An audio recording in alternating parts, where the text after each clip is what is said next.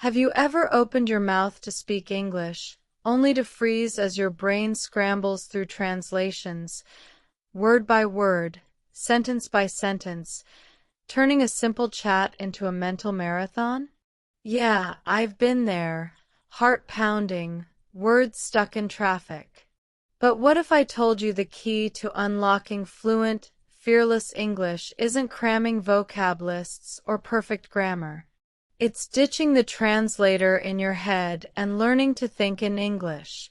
Today, I'm sharing how this one game-changing habit took me from stumbling beginner to confident conversationalist, and why it could do the same for you, no matter where you are in your journey. Stick around, because by the end, you'll have a simple tool to start feeling that freedom right away. Picture this. It was my first year chasing English dreams in a city where no one spoke it outside dusty textbooks. Every conversation felt like defusing a bomb. I'd craft a perfect thought in my native tongue. I need directions to the market, then hunt for each English equivalent like buried treasure. Directions, market, where is? By the time I spit it out, the moment was gone, and so was my confidence. I sounded robotic, unnatural, like a glitchy robot fresh off the assembly line.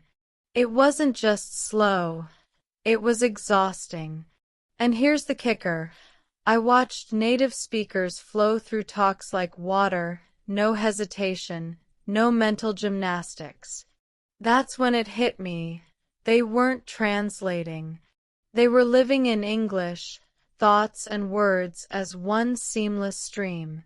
I decided right then, no more middleman. Time to rewire my brain. So, how do you start? Not with epic speeches or advanced classes. That's a recipe for burnout. Begin tiny, in the quiet corners of your day, where no one's judging. I kicked off with my morning routine, turning my bedroom into a secret English lab. Eyes open to the ceiling fan whirring, fan spinning lazily. Pillow still warm, soft pillow, time to stretch. No big production, just labels at first, whispered or silent, like naming friends at a party. Within days, it evolved. I'm sliding out of bed, feet on cool tiles. Coffee smells amazing today. No grammar drills, just pure immersion. It was like feeding my mind English crumbs that snowballed into full sentences. Suddenly, grocery runs became adventures. These apples look crisp, red, and shiny. Do I grab 2 or 3? The magic. It bypassed the effort of recall, making English feel instinctive, not forced. If you're nodding along, try it tomorrow. Pick 5 objects in your space and claim them in English. Watch how that spark of ease ignites. But here's where it gets deeper, and where the real transformation hides. Thinking in English isn't a solo act. It's about making it your constant companion, even in the chaos. I started weaving it into my walks, turning solo strolls into vivid inner dialogues. Traffic's buzzing today, horns like impatient bees. That street vendor's flipping doses, smells like heaven. At first, slips happened. A native thought would sneak in, and I'd pause, chuckle, and reboot. Okay, brain, English only. It felt awkward, like dancing in socks on a slick floor, but persistence paid off. One rainy afternoon, lost in these mental rambles, I bumped into a tourist fumbling with a map. Pre-habit me. Panic City.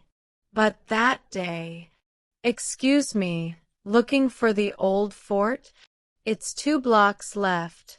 Follow the blue sign. He grinned, thanked me in broken phrases, And just like that, fluency wasn't theory. It was real. Deeper insight. This isn't about perfection. It's reprogramming your default mode. Use a mirror for low-stakes rehearsals. Hey, you, what's one win from today? Or quiz yourself, what's next on my list? Why does it excite me? Stories like mine prove it. 3 weeks in, English thoughts flowed unbidden, turning nerves into natural rhythm. Fast forward to the payoff. When inner English meets the outer world, fear doesn't stand a chance. I used to dodge real talks, convinced one fumble would expose me as a fraud. But armed with this mindset, I dove in, ordering at cafes with a latte, extra foam, please, or chatting with shopkeepers about these spices, how fresh. Sure, flubs happened. Once, I mangled receipt as repeat and got a polite laugh. But instead of shrinking, I leaned in. Ha, meant the bill, English in progress. That laugh. It bonded us, not broke me.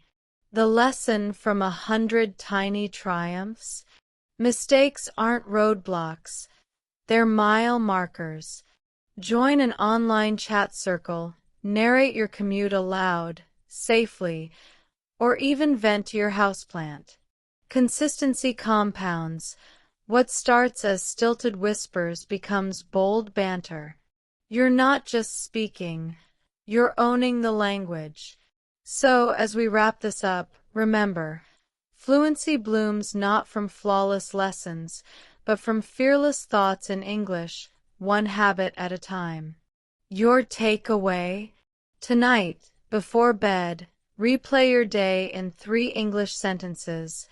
No edits, just flow. That single step.